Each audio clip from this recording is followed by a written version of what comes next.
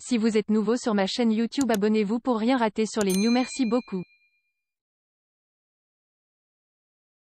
Peut-on réussir sa carrière, être chef d'entreprise sans diplôme? Heureusement oui, car la réussite n'est pas quelque chose qu'on apprend seulement sur les bancs, non, la réussir, c'est aussi savoir prendre des décisions stratégiques pour booster votre condition de vie. Je vous présente dans cet article 7 puissantes techniques pour réussir sans diplôme. 1. Bien définir votre projet professionnel. Bien avant d'arriver sur le marché du travail sans diplôme, vous devrez établir un plan d'action sur lequel vous allez vous appuyer pour atteindre vos objectifs. Vous devrez connaître vos compétences, savoir-faire, et qualités, savoir-être. Cela permettra de choisir quel business, quel métier vous pouvez faire, dans quel secteur, etc. 2. Avoir un but clairement défini. Pour réussir, il faut avoir un but bien défini, savoir exactement ce que l'on veut et avoir un désir ardent de le posséder. Ce monde en perpétuel changement a besoin de rêveurs pratiques qui mettront leurs rêves en action. Les rêveurs pratiques ont toujours été et le seront toujours, les modérateurs de la civilisation. Thomas Edison rêva d'une lampe électrique et la réalisa après plus de 10 000 échecs. Il persévéra jusqu'à la réalisation de son rêve car les rêveurs pratiques n'abandonnent jamais. 3. Être passionné. La passion est l'une des émotions les plus intenses que nous pouvons ressentir car elle constitue la clé de notre succès.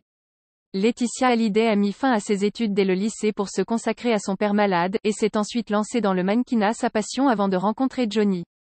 Adèle Exarchopoulos a raté son bac à 1 point, l'année d'après elle préfère tourner dans la vie d'Adèle et devient la star que l'on connaît aujourd'hui. La passion permet de se dépasser, de toujours persévérer pour atteindre ses objectifs. C'est peut-être encore plus vrai lorsque tu n'as pas de diplôme. Ce vif enthousiasme sera également un atout quand tu rédigeras ta candidature et quand tu rencontreras sans doute tes futurs employeurs. La confiance en soi, la détermination et la passion sont toujours saluées. Diplôme ou pas. 4. Continuez-vous former. Aujourd'hui, avec l'Internet, il est très facile de se former gratuitement en ligne via des MOOC, sur des plateformes comme Open Classroom, sur YouTube, les conférences, Udemy mais aussi grâce aux comptes personnels payantes.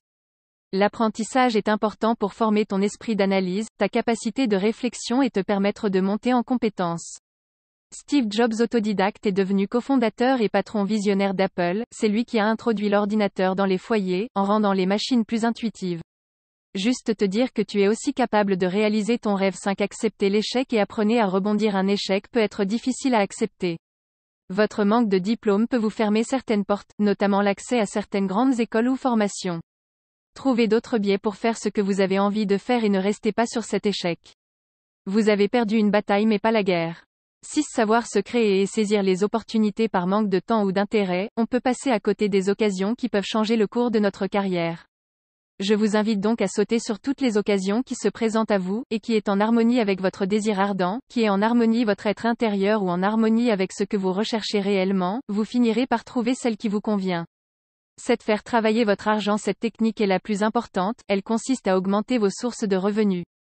Pour faire simple, nous allons utiliser les deux termes de Robert Kiyosaki, l'actif et le passif. L'actif, c'est un investissement qui produit encore de l'argent. Passif, ce sont les dépenses, les dettes et les emprunts, les factures, les vêtements, les voitures de luxe et autres biens. Donc une fois votre salaire en main, deux options se présentent à vous, soit vous investissez dans les passifs ou soit vous investissez dans les actifs. Il faut donc diminuer les passifs et augmenter les actifs, c'est-à-dire investir dans les actifs. C'est ainsi que vous pouvez réussir sans diplôme. Si vous avez aimé la vidéo, abonnez-vous pour rien rater sur nos prochaines vidéos.